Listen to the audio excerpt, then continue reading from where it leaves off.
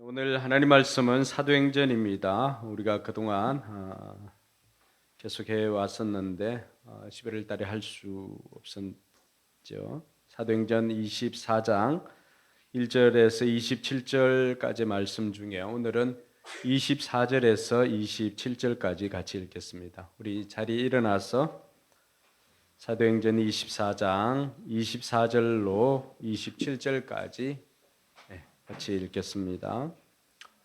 같이 읽습니다. 며칠 뒤에 벨릭스가 유대 여자인 자기 아내 드루실라와 함께 와서 바울을 불러내어 그리스도 예수를 믿는 믿음에 관하여 바울이 설명하는 것을 들었다.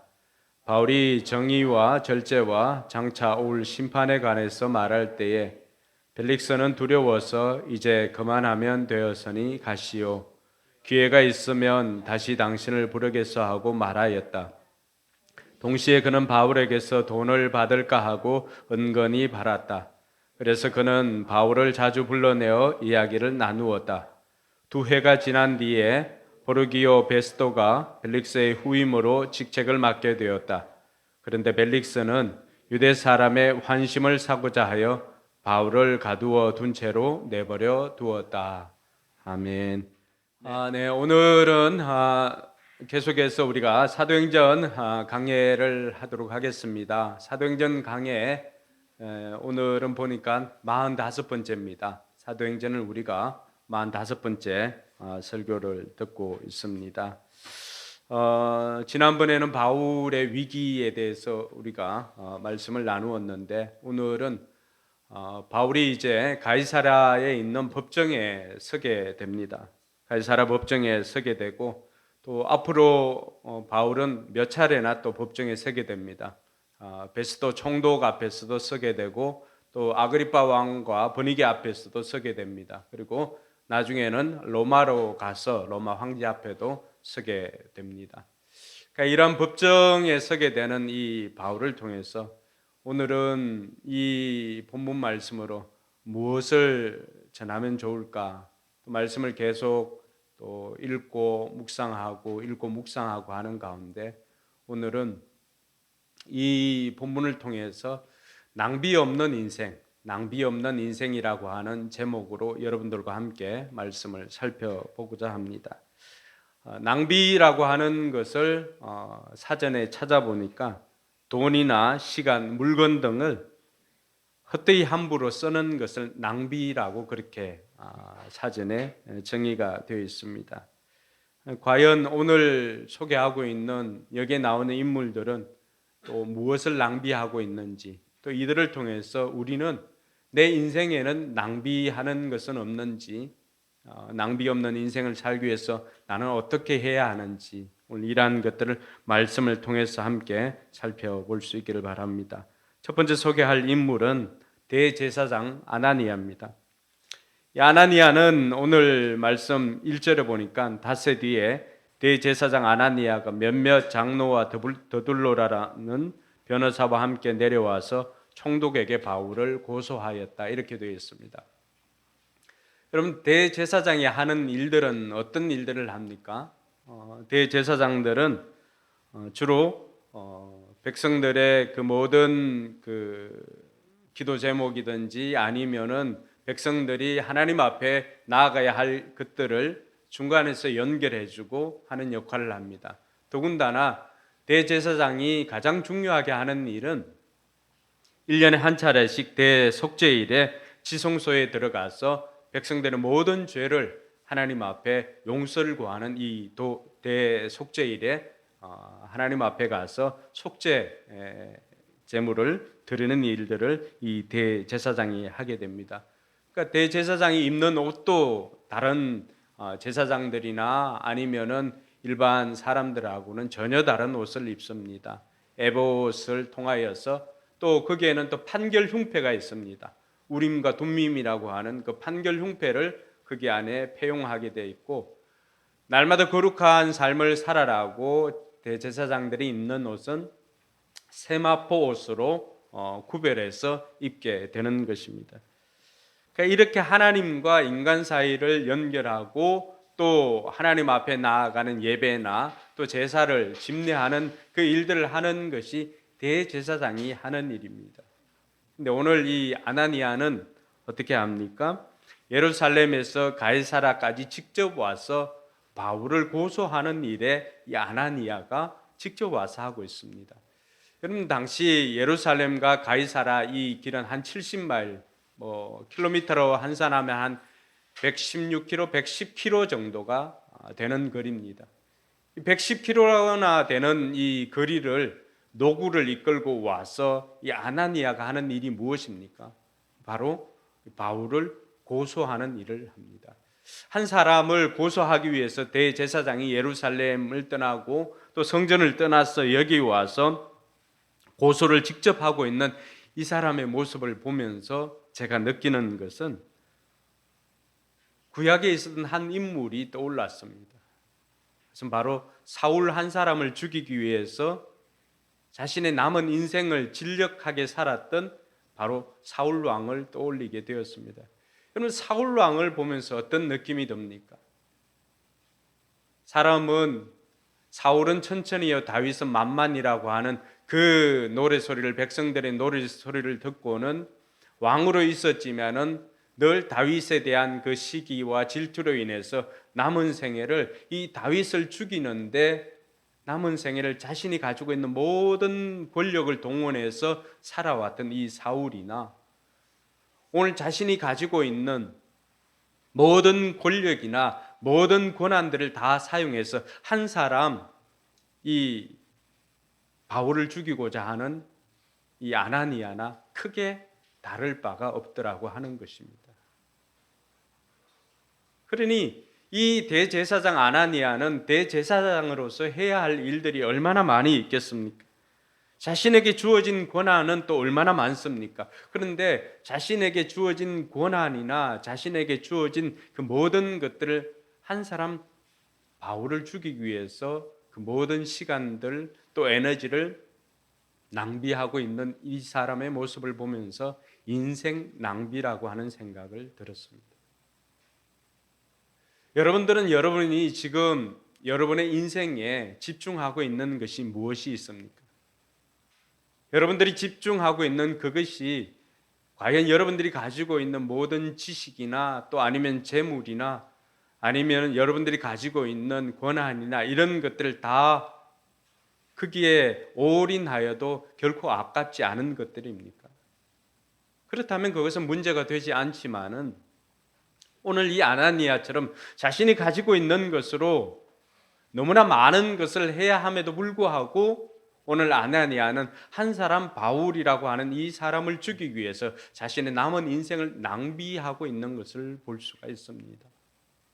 사울이 시기와 질투로 인해서 다윗을 쫓았다고 한다면은 이 아나니아는 바로 두려움 때문에 이 바울을 쫓기 시작했던 것입니다. 유대인이었지만은 그러나 예수님을 구주로 영접하였던 이 바울이 가는 곳마다 유대인들 회당에서 그의 경험들, 그가 만났던 하나님, 그리고 자신이 알고 있었던 예수님이 실은 하나님의 아들이었다라고 하는 이 메시지를 전할 때마다 아나니아는 자신이 할 수 없는 그 일들을 하는 다윗을 보면서 바울을 보면서 두려움을 느꼈을 것입니다. 오늘 여러분의 인생에 남은 생애에 여러분들이 모든 것을 올인해도 될 만한 것에 여러분 인생을 드릴 수 있기를 바랍니다. 근데 오늘 이 아나니아는 자신의 인생을 한 사람의 생명을 끊기 위한 그 고소로 인생을 낭비하는 것을 보게 되는 것입니다. 또 한 사람 소개할 사람은 바로 이 아나니아가 데리고 왔던 드둘로라고 하는 변호사입니다. 오늘 1절에 보니까 뭐라고 되어 있습니까? 대제사장 아나니아가 몇몇 장로와 드둘로라고 하는 변호사와 함께 내려와서 총독에게 바울을 고소하였다라고 되어 있습니다. 대제사장과 종교 지도자들이 데리고 온 변호사 이름이 바로 드둘로입니다. 드둘로. 이들이 대제사장이 직접 이 먼 곳까지 내려올 정도로 유대인 종교 지도자들은 여기에 바울을 죽이는데 바울을 사형 언도를 받고 죽이는데 모든 것을 올인하였다고 해도 과언은 아닙니다. 그러니까 아무나 데려올 수 없는 것이죠. 변호사 중에도 최고의 변호사를 데리고 왔을 것입니다. 그 사람의 이름이 바로 드둘로입니다. 당대 최고라고 할 수가 있는 사람입니다. 그가 그 업계에서 얼마나 뛰어났는지는 이 사람이 변론하는 것이나 또 이 사람이 고소하는 그러한 방식을 보면은 이 사람이 얼마나 그 업계에서 뛰어난 사람이었던가를 알 수가 있습니다. 먼저 뭐라고 말합니까? 재판장에 대한 예의를 갖춥니다. 벨릭스 총독님 덕분에 우리는 평안을 누리고 있습니다 라고 그렇게 이야기를 합니다. 두 번째는 뭐라고 말합니까? 가까이 선견 지명 때문에 우리가 많은 개혁을 이룰 수가 있었습니다. 그리고는 이 사람이 이 벨릭스 총독을 높이는 이것을 보면은 실은 그가 예의상 이렇게 갖추는 것이지, 여러분 벨릭스 총독 때문에 그들이 유대인들의 평화를 누렸던 건 아닙니다. 오히려 이때 더 많은 폭동이 일어나고 나중에 이 벨릭스는 쫓아내기 위해서, 탄핵하기 위해서 얼마나 많은 노력을 했는지 모릅니다. 뿐만 아니라 여기에 나오는 가까이 선견지명이라고 하는데, 이 선견지명이라고 하는 선견은 하나님의 신적 지식을 가지고 있다라고 하면서 이 벨릭스를 높이고 있는 것을 볼 수가 있습니다. 그러나 벨릭스가 이 땅을 다스리고 있을 때 오히려 그들은 더 많은 어려움을 겪어야만 했습니다. 그런데 정말 입술에 침 한 번 바르지 않고 드둘로는 서슴없이 돈과 승리를 위해서는 이러한 거짓말도 서슴지 않습니다. 드둘로가 바울을 고소하고 있는 내용을 보면은 더 가관입니다. 뭐라고 말합니까? 바울은 이 사람은 우리가 본 바로는 연병 같은 자다. 그러니까 전염병 같은 인생이라고 말하고 있습니다. 연병 같은 자요, 온 세계에 있는 모든 유대 사람에게 소란을 일으키는 자요, 나사렛 도당의 우두머리입니다. 그가 성전까지도 더럽히려고 하므로 우리는 그를 붙잡았습니다 라고 말합니다. 여러분, 지금 드둘로가 바울을 고소하는 내용을 보면은 첫 번째는 바울이 소요를 일으키는 소요죄에 해당한다고 말하고 있습니다. 정치적인 죄를 먼저 건드는 것이죠. 여러분, 로마가 가장 경계하고 두려워하는 것이 무엇일까요? 바로 유대인들의 소요입니다. 집단적인 소요를 일으키면은 그 로마에 반항을 하고 저항을 하는 것으로 알기 때문에 로마가 봤을 때는 유대인들에게 가장 큰 벌을 내릴 수 있는 것은 소요죄에 해당한다는 것입니다. 그래서 드둘로가 바울을 고소할 때 이 사람은 유대인들을 소란케 하는 자로 소요죄에 해당합니다라고 하면서 기소를 한 것입니다. 두 번째는 바울에게 종교적인 죄를 겁니다. 이 사람은 나사렛 도당의 우두머리입니다. 나사렛 도당이라고 되어 있지만 개역 개정에 보면 나사렛 이단이다라고 그렇게 말합니다.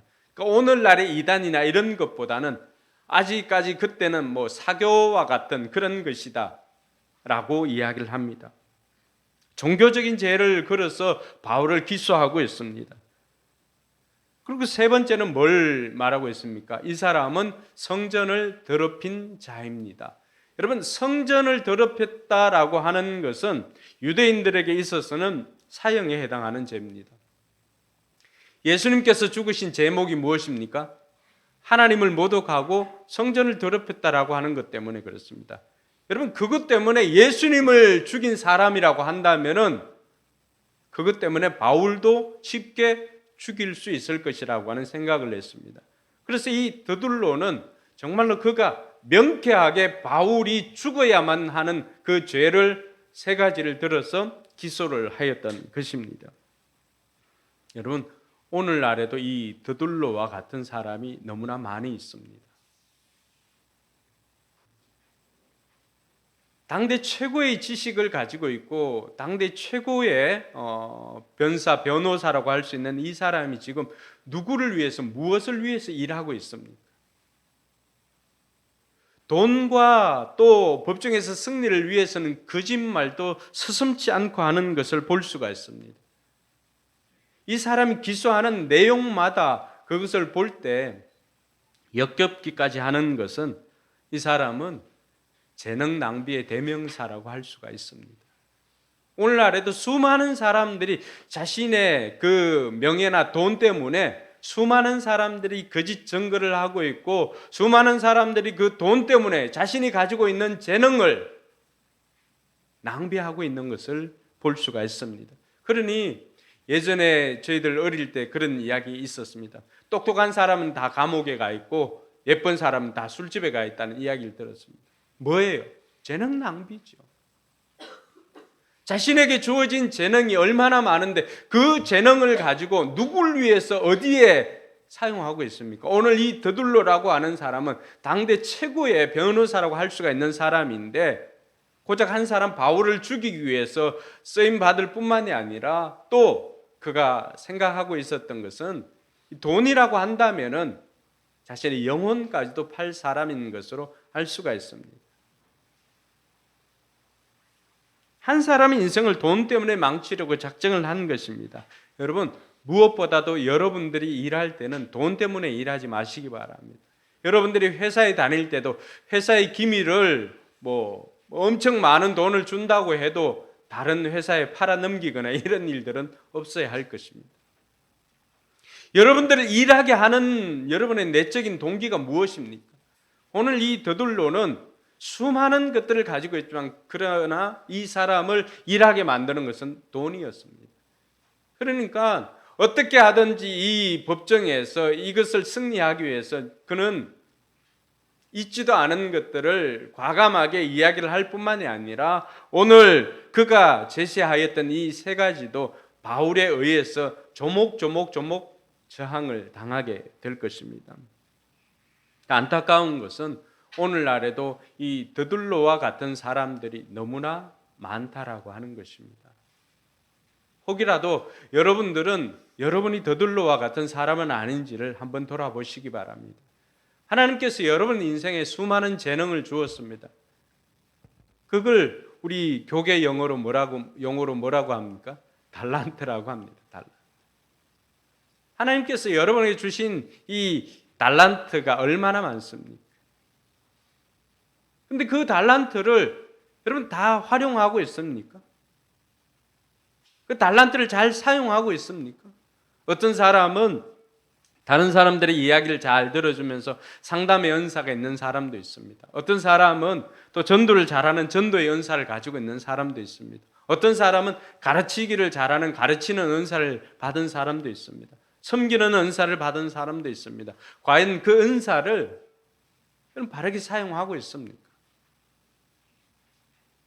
그렇지 않으면은 여러분 역시도 더둘로와 같은 재능을 낭비하고 있는 사람이라고 할 수가 있습니다.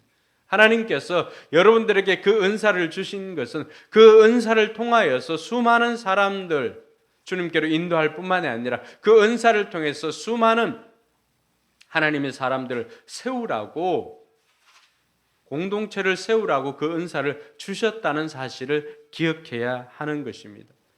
여러분들이 그 은사를 사용하지 않을 때 하나님께서는 그 은사를 언제든지 거두어 갈 수 있다라고 하는 사실을 기억하고, 저와 여러분들이 재능을 낭비하는 것이 아니라 그 재능을 가지고 하나님께 영광 돌리는 저와 여러분들이 되길 주님의 이름으로 축원합니다. 세 번째로 살펴볼 인물은 벨릭스입니다. 벨릭스는 로마 총독입니다. 이 벨릭스는 노예에서 로마 총독까지 올라간 입지전적인 인물입니다. 그러니까 그가 노예에서 로마 총독까지 가면서 여기까지 성공을 하였다고 한다면 그가 얼마나 기회주의자였는지를 알 수가 있는 대목이기도 합니다. 그의 아내는 유대인 드루실라였습니다. 이 드루실라는 2살 이하의 아이를 다 죽여버렸던 그 헤롯 대왕의 손녀이기도 합니다. 이 벨릭스가 했던 것은 무엇입니까? 오늘 벨릭스는 그 재판의 재판장으로서 그곳에 있는 것입니다. 자신이 이제 판결을 해야 함에도 불구하고 바울에 대한 그 고소의 내용, 또 바울의 변론하는 것을 들어보니까 바울에게는 혐의가 없습니다. 왜냐하면 벨릭스 총독은 바울이 전하고 있는 이 도에 대해서 아내 드루실라를 통해서 들었던지 22절에 보니까 이 도에 대해서 잘 알고 있었다라고 이야기를 하고 있습니다. 그러니까 바로 판결을 내리지 않고는 판결을 유보합니다. 그래서 천부장 루시아가 오면은 유대 종교 지도자들을 그 사람들을 생각해서 그때 다시 판결을 합시다라고 하면서 판결을 유보하고는 어떤 것을 행하였냐 그러면은 바울에게서 그리스도에 대한 믿음에 대해서 듣게 되는 것입니다. 그래서 24절에 보면은 며칠 뒤에 벨릭스가 유대의 여자인 자기 아내 드루실라와 함께 와서 바울을 불러내어 그리스도 예수를 믿는 믿음에 관하여 바울이 설명하는 것을 들었다. 그때 바울이 뭐라고 말합니까? 바울이 정의와 절제와 장차 올 심판에 관해서 말할 때 벨릭스는 두려워서 이제 그만하면 되었으니 가시오. 기회가 있으면 다시 당신을 부르겠소 하고 말하였다. 동시에 그는 바울에게서 돈을 받을까 하고 은근히 바랐다. 이렇게 되어 있습니다. 여러분, 벨릭스는 총독의 입장에서 볼 때는 바울에게는 혐의가 없다라고 하는 것을 깨닫고는 백부장에게 바울을 지키되 자유를 주라고 이야기를 합니다. 그래서 바울은 이 벨릭스의 배려하에 자유롭게 구금 상태에 있었던 것입니다. 근데 벨릭스가 했던 것은 바울을 불러가지고 바울이 믿고 있는 그 믿음의 도에 대해서 계속해서 듣게 되는 것입니다. 근데 바울에 대해서 믿음에 대해서 정의와 절제와 심판에 관해서 들을 때마다 그 마음에 생겼던 것은 두려운 마음이 생겼습니다. 왜 그럴까요? 정의와 절제와 심판에 관한 것을 듣게 되니까 자신은 지금 그렇게 살지 못하는 것에 대한 두려움이 있습니다. 그 심판에 대해서 들을 때마다 자기가 행했던 그 모든 것들을 보니까 그 심판에서 자유로울 수 없다라고 하는 것을 깨닫게 되는 것입니다. 여러분 같으면 이런 두려운 상황에서 여러분은 무엇을 택하겠습니까? 그는 그 자리에서 바울을 통해서 바울이 믿는 예수 그리스도를 자신도 영접하고 새로운 삶을 살아야만 했을 것입니다. 그럴 때 이 벨릭스는 두려움에서 벗어나서 진정한 자유를 누리게 될 것입니다. 그런데 그 마음 속에는 26절에 보니까 뭐가 들어있습니까? 동시에 그는 바울에게서 돈을 받을까 하고 은근히 바랐던 것을 볼 수가 있습니다. 여러분, 바울에게서 돈을 받을까 하고 생각해낸 그 생각은 어디에서부터 비롯되었을까요? 그래서 바울이 처음에 자신을 변론할 때 뭐라고 말했습니까? 자기가 정결 예식을 전할 뿐만 아니라 17절에 보니까 나는 내 결례에게 구제금을 전달하고 하나님께 제물을 바치려고 여러 해 만에 고국으로 돌아왔습니다 라고 이야기를 합니다. 구제금을 전달하고 제물을 바치려고 몇 년 만에 고국으로 돌아왔다라고 하니까 벨릭스가 생각할 때는 어떻습니까? 이 사람에게서 벨릭스의 촉이 발동한 거죠. 얘 건들면 돈이 나올 만한 사람이구나 라고 생각하니까 그는 바울을 통해서 복음을 듣고 복음을 영접하기보다는 그의 생각은 어떻게 하면 바울을 계속해서 가두어 두고는 그를 이렇게 해서 바울을 통해서 뇌물을 받을 수 있을까라고 생각하고 두려움이 있었음에도 불구하고 바울이 전하는 그 복음을 받아들이지 못했던 것입니다. 그래서 이 벨릭스를 보면 우리가 느낄 수 있는 기회를 낭비하는 사람이다라고 생각할 수가 있습니다. 복음을 듣고 영접할 기회가 있었음에도 불구하고 그는 번번이 기회를 낭비했던 것은 그 마음속에 또 다른 돈에 대한 욕심이 있었기 때문입니다. 어떻게 보면은 그 2년 동안 있으면서 자주 불러내었습니다. 그러니까 바울 통해 가지고 얼마나 많은 복음을 들었을까요? 또 얼마나 많은 간증을 들었을까요? 그럼에도 불구하고 벨릭스는 자신의 삶을 돌이키기보다는 새롭게 살기보다는 여전히 자기 마음속에 있는 돈의 욕심에 이끌려서 돌이켜야 할 새롭게 살 기회를 놓쳐버리고 말았던 것입니다. 사랑하는 성도 여러분,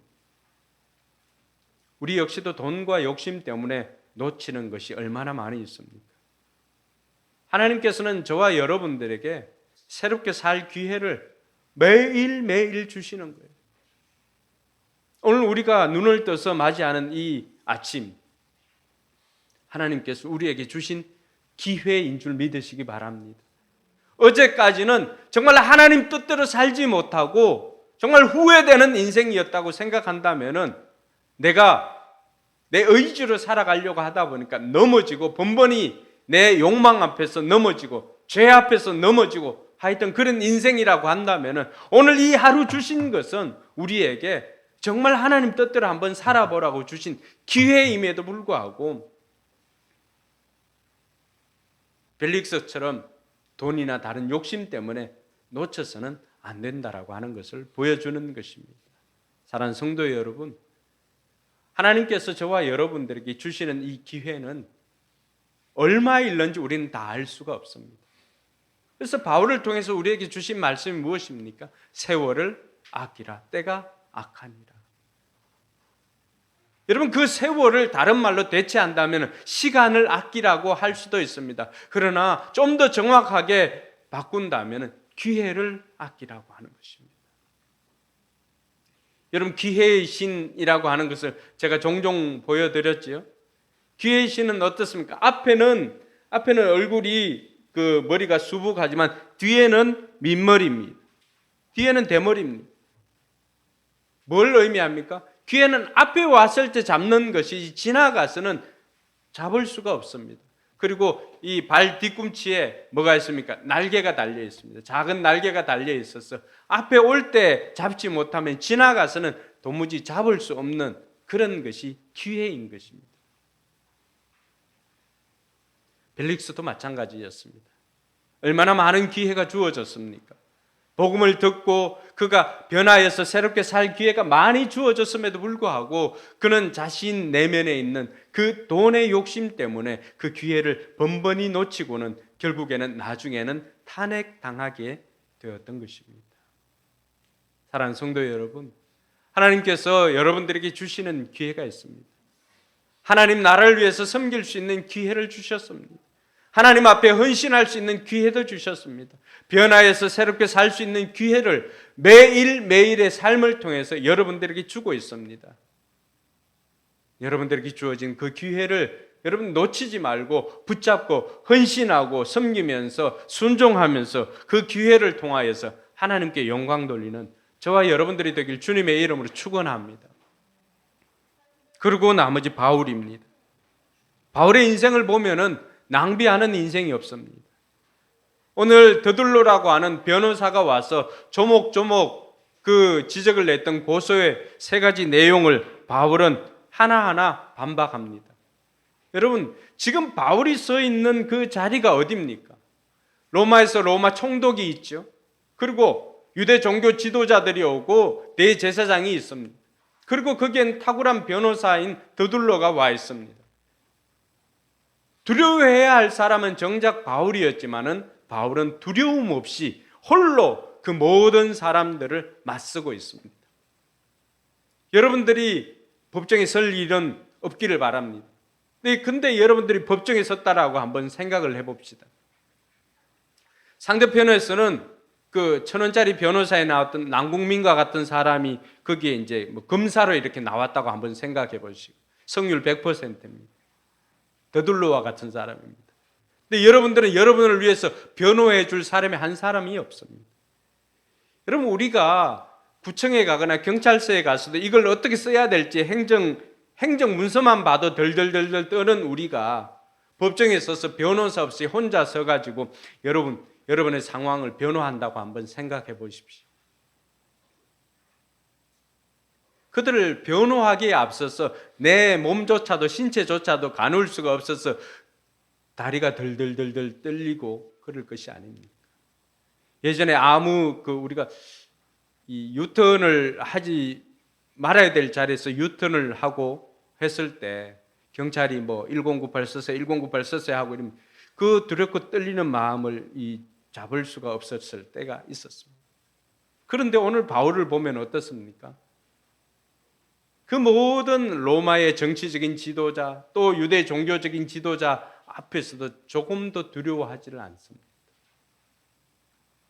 그리고 더둘로가 고수한 내용을 하나하나 홀로 반박합니다. 11절에 보니까 소요를 일으켰다라고 하는 것에 대해서 11절에 뭐라고 말하면 내가 예배하러 예루살렘에 올라간 지 열 이틀밖에 되지 않았습니다. 근데 열 이틀 중에 5일은 어디에 있었습니까? 지금 갇혀서 가이사랴에서 갇혀 있었지 않습니까?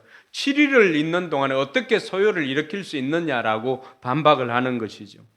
더군다나 이 사람들이 고발하는 이 사람들이 내가 성전에서나 회당에서나 아니면 성 밖에서 누구를 만나서 군중을 선동하거나 모으는 것을 본 사람이 없습니다. 증인도 없고 뭐도 없는 거예요. 증거도 없는 것입니다. 그리고 그들이 나를 이단이라고 말하는 나사렛 도를 믿는데 그것은 사실입니다. 근데 나사렛 도, 나는 도를 따르는 사람인데 그 도는 뭡니까? 영어로 하면 the way입니다. 그 길을 따르는 사람이다라고 하는 거예요. 이것은 바울이 고민하였던 이야기일 수가 있습니다. 그러면서 그가 뭐라고 말합니까? 나는 우리 조상의 하나님을 섬기고 율법과 예언서에 기록된 모든 것을 믿는 사람입니다.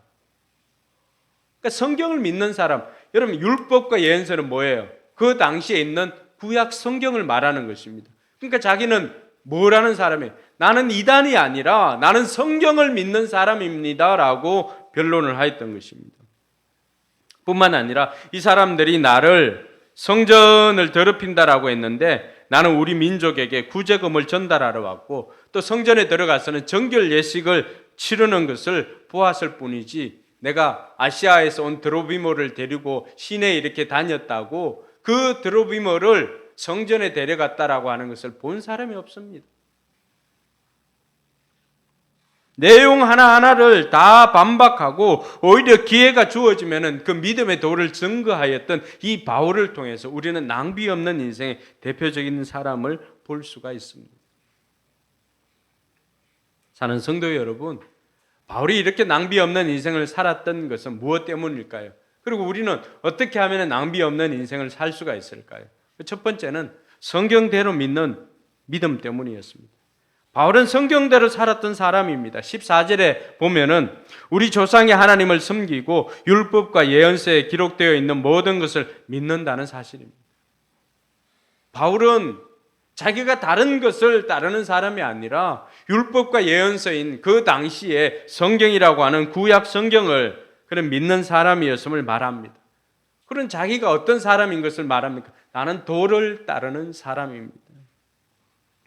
그 길을 따르는 사람. 어떻게 보면은 그 길을 따르는 사람들은 오늘 저와 여러분들 뿐만이 아니라 교회가 걸어가야 하는 그 길을 제시해 주는 것이라고 할 수가 있습니다.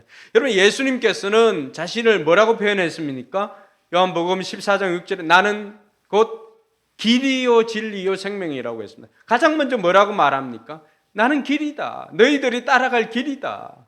너희들이 아버지께로 가야 하는데 나를 통해서 가지 않으면 갈 수 없는 아버지께로 갈 수 있는 유일한 길이다라고 하는 것을 소개하고 있는 것입니다. 그러니까 바울은 예수님을 만나니까 성경을 보니까 성경에서 말하고 있는 그 메시아가 바로 오신 메시아였던 예수라고 하는 그 길과 진리와 생명 되시는 그 길이라고 하는 것을 알았기 때문에 자신은 그 길을 따르는 사람입니다라고 고백할 수가 있었던 것입니다. 그러니까 요한복음 8장 32절에 있는 것처럼 진리를 알지니 진리가 너희를 자유롭게 할 것이다. 바울이 두려움 없는 인생을 살아갈 수 있었던 것, 낭비 없는 인생을 살아갈 수 있었던 것도 그가 성경대로의 삶을 살았기 때문입니다. 오늘 저와 여러분들의 삶에도 마찬가지입니다. 우리가 낭비 없는 인생을 살아갈 수 있는 정말 소중한 것은 우리가 말씀대로 사는 것입니다. 성경대로 사는 것입니다. 지난번에도 이야기했지만 성경 우리 인생의 행복의 매뉴얼이라고도 할 수가 있지만은 성경 우리 인생의 매뉴얼이라고 할 수가 있습니다. 내가 어떻게 살아야 되고 내가 왜 살아야 되고 내가 누구인가에 대한 그 모든 것들이 기록되어 있는 것이 이 성경입니다. 바울은 그것을 깨달았기 때문에 성경을 믿고 성경을 따르고 있노라고 그렇게 말하고 있는 것입니다. 그러니까 그 인생이 낭비 없는 인생이 될 수밖에 없었던 것입니다. 우리가 조혜련 집사님을 통하여서 다니엘 기도회 때 많은 은혜를 받았습니다. 근데 그 중에 정말로 큰 은혜는 자신뿐만이 아니라 주변에 있는 사람들까지도 함께 성경을 읽고 더군다나 어머님, 자기 그 친정 어머니가 늦게 신앙생활을 하고 또 늦게 믿게 되었지만 글자도 모르는 그분이 성경을 읽게 된 것입니다. 할렐루야. 그 수십 독을 한 것이죠. 여러분 예수 믿는다고 하면서 지금까지 성경을 몇 번 읽어왔습니다. 그러니 우리는 다 알지도 못하고 다른 사람이 우리에게 성경을 묻거나 성경을 가지고 얘기를 해도 우리는 멍하니 있는 것입니다. 왜 우리 인생이 낭비가 있을까요? 우리가 성경을 모르기 때문에 그렇습니다. 성경을 모르니 내가 누구인지를 잘 알지를 못합니다. 그러니까 늘 정체성에 혼란이 있는 거예요. 너희는 세상의 빛이다, 너희는 세상의 소금이다고 말해주고 있지만은 오히려 우리는 세상과 동화되어서 세상화되어 가고 있는 것이 우리의 모습입니다. 바울을 기소했던 더둘로가 바울에 대해서 뭐라고 말합니까? 이 사람은 세상을 전염시키는 자다. 근데 우리는 세상에 나가서 여러분들이 가지고 있는 그 복음을 전염시키는 것으로 살아가고 있습니까? 아니면 여러분이 오염되어서 살아가고 있습니까? 전염시키지 못하면 우리가 오염되는 거예요. 근데 전염시키려고 하면은 우리가 내가 누구인지를 알아야 되잖아요. 내가 무엇을 해야 하는지를 알아야 되잖아요. 그 모든 것들이 기록되어 있는 것이 성경인데 우리는 성경을 너무 멀리 했다라고 하는 것입니다. 그러니 우리 인생이 하루하루 낭비하면서 보내는 것입니다. 저와 여러분들이 인생을 낭비하지 않기 위해서 살기 위해서는 오늘 바울처럼 성경대로 살아가는 저와 여러분들이 되길 주님의 이름으로 축원합니다.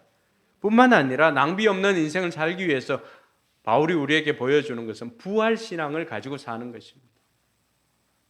여러분 15절을 한번 보시기 바랍니다. 15절을 보면 그리고 나는 하나님께 소망을 두고 있는데 나를 고발하는 이 사람들도 그 소망이 이루어지기를 고대하고 있습니다. 그것은 의로운 사람들과 불의한 사람들의 부활이 장차 있으리라는 것입니다. 바울의 인생에는 하나님께 소망을 두고 살 뿐만 아니라 바울의 인생에는 부활신앙을 가지고 있었습니다. 부활신앙을 가지고 있으니까 죽음 앞에서도 초연합니다. 두려워하지 않습니다. 모두가 두려워하는데 홀로 당당하게 그 사람들과 맞서고 있는 이 사람을 볼 수가 있습니다. 오늘 수많은 사람들이 믿음의 사람이라 할지라도 우리는 두려워 떨면서 지낼 때가 많이 있습니다. 왜 그렇습니까? 우리에게 이 부활신앙이 명확하지 않기 때문에 그렇습니다. 우리 인간을 마지막에 위협하는 것이 무엇입니까? 죽음입니다. 죽음. 많은 이유들이 있지만 그 이유들 끝에는 죽음이 있습니다. 근데 예수님께서 어떻게 했습니까? 사망아, 네가 어디 있느냐? 이 사망을 이기신 주님이 있습니다. 그러니까 사망을 이기신 주님, 그 부활하신 주님을 만나게 되니까 바울 인생 역시도 이 부활신앙을 가지고 살았기 때문에 죽음에 대한 두려움이 없었기 때문입니다. 할렐루야. 오늘 저와 여러분들이 이것을 무장했으면 좋겠습니다. 어떤 목사님 설교를 듣다 보니까 연세 80이 넘은 분 만나니까 그분이 그런 이야기를 하더라고 하는 게 개천절에 죽거나 한글날에 죽거나 이해가 됩니까? 개천절에 죽거나 한글날에 죽거나 뭐 지금 이때까지 살아왔으면은 언제 죽어도 뭐 아깝지가 않는 그런 인생이죠. 여러분 신자들은 신약교회가 우리에게 보여주었던 신자의 삶은 두려움이 없는 인생이었습니다. 죽음에 대한 두려움이 없는 인생이었습니다. 우리가 알고 들어왔던 폴리갑도 86년 동안이나 하나님께서 그분이 나를 부인하지 않았는데 내가 어떻게 나 하나 살자고 그분을 부인할 수 있습니까? 라고 하면서 화형장으로 끌려가서 죽음을 당했습니다. 성전을 향하여서 기도하였던 다니엘과 세 친구들은 어떻습니까? 그들 역시도 죽음에 대한 두려움이 없었습니다. 그들은 구약의 인물이었음에도 불구하고 그렇습니다. 수많은 제자들, 예수님을 따랐던 그 11명의 제자들, 그 제자들은 어땠습니까? 그들 역시도 죽음에 대한 두려움이 없었습니다. 그래서 그때 당시 제자라고 하는 것은 마데테스라고 하는 그 제자라고 하는 그 말 속에는 이퀄 순교자라고 하는 그 단어가 동일하였습니다. 제자는 곧 순교하는 사람이었습니다. 왜 그들은 우리와 동일한 인간의 성정을 가졌는데 왜 그들은 죽음을 두려워하지 않고 그렇게 살아갈 수가 있었을까요? 성령을 체험하고는 그들 역시도 부활신앙으로 무장했기 때문입니다. 할렐루야. 오늘 저와 여러분들도 우리의 욕망을 이겨내고 우리에게 주어진 기회를 낭비하지 않고 인생을 낭비하지 않고 재능을 낭비하지 않고 살아가기 위해서는 저와 여러분들도 이 부활신앙으로 장착할 수 있기를 주님의 이름으로 축원합니다. 그래야 두려움 없이 세상과 당당히 맞설 수가 있는 것입니다. 마지막으로 살펴볼 것은 주어진 삶에 최선을 다해 살아가는 것입니다. 여러분, 바울이 지금 어디에 서 있습니까? 바울은 법정에 서 있잖아요. 그리고 이태 동안 2년 동안 또 감옥에 갇혀져 있습니다. 그런데 그곳에서 바울이 했던 것은 무엇입니까? 그에게 말할 수 있는 기회가 주어질 때마다 바울은 뭘 간증을 했습니까? 믿음의 도에 대해서, 예수 그리스도에 대해서, 예수 그리스도의 부활에 대해서 간증했다는 것입니다. 기회만 주어졌다라고 한다면은 그는 자신이 누구인가를 알았기 때문에 예수 그리스도를 증언하는 일에 최선을 다했던 것을 볼 수가 있습니다. 복음을 전하는 증인의 삶을 살았던 것입니다. 바울은 내일이 아니라 어제가 아니라 오늘 하루를 충실하게 최선을 다했던 사람인 것을 기억할 수 있기를 바랍니다. 사랑하는 성도 여러분, 저와 여러분들의 인생을 낭비하지 않기 위해서 우리가 해야 할 일은 무엇일까요? 그것은 바로 주어진 오늘 하루를 최선을 다해서 사는 것입니다. 먼저 오늘 하루를 후회하지 않고 살아가기 위해서 내가 어떻게 살아야 할지를 하나님 앞에 여쭤보시기 바랍니다. 하나님의 뜻을 물어보고 그 뜻대로 순종하면서 오늘 하루를 최선을 다해서 살아갈 때 하나님께 영광 돌리는 삶이 될 줄로 믿습니다. 이완 목사님 밖에 누구 잠깐 나가보세요. 우리가 이렇게 주어진 삶에 최선을 다해서 살아갈 때 결국 우리는 낭비 없는 인생을 살아갈 수가 있습니다. 우리가 이렇게 낭비 없는 인생을 살아갈 때 하나님께서는 그러면 어떻게 하실까요? 여러분, 이 이태 동안 2년 동안이나 이곳에 감옥에 갇혀 있었던 이 바울이지만 그 인생에는 결코 시간 낭비 없도록 하나님께서 만들어 주었습니다. 어떻게 보면 2년이라고 하는 그 시간 동안 바울은 감옥에 갇혀서 복음을 전하지 못하였다라고 생각할 수도 있는데 이 2년이 아니었다면은 바울 인생에는 로마로 가서 복음을 전하는 일을 감당할 수가 없었을 것입니다. 바울은 곧장 로마로 가는 것으로 생각했지만 하나님께서는 바울을 이 2년 동안 이곳에 있으면서 강제 휴식을 취하게 한 것입니다. 쉼없이 달려온 인생입니다. 때로는 여러분들도 원하지 않는 병원에 들어갈 때도 있죠. 여러분, 그때는 하나님께서 여러분들 강제로 휴식시키는 것입니다. 그 시간들을 통하여서 자신의 인생을 돌아보면서 또 앞으로 달려갈 길을 준비하는 시간으로 만들어갈 수 있기를 바랍니다. 여러분, 우리가 생각할 수 있는 거, 바울이 만약에 벨릭스가 봤을 때는 아무 혐의가 없었잖아요. 그래서 벨릭스가 바울을 석방해 주었다. 석방해 주었으면 바울은 어떻게 되었을까요? 석방에선 바울은 어떻게 되었을까요? 복음을 잘 전할 수 있었을까요? 우리는 몇 주 전에 살펴본 바로는 바울을 죽이기 전까지는 먹지도 마시지도 않고 하는 40여 명의 특공대가 있다는 것을 우리가 익히들어 알고 있을 것입니다. 여차하면 바울은 여기서는 벨릭스에게서는 풀려날 수도 있을 수도 있겠지만, 그러나 바울의 생명은 그렇게 길지가 않았을 것입니다. 그가 해야 할 많은 일들이 있음에도 불구하고 그의 생명은 자객들에 의해서 죽음을 당했을 것이라고는 우리가 쉽게 상상할 수가 있는 것입니다. 이 2년 동안 바울은 가장 안전한 곳에서 하나님의 보호하심 가운데 거하게 되었고, 뿐만 아니라 그는 이곳을 통해서 많은 학자들이 생각을 할 때 그런 이야기를 합니다. 이 2년 동안 히브리서 저자는 누군지는 밝혀지진 않았지만 이 바울이 누가에게 이야기함으로 누가가 기록했지 않았을까 하는 생각을 합니다. 어떤 사람은 바울이 기록했을 것이라고 하는 생각을 해봅니다.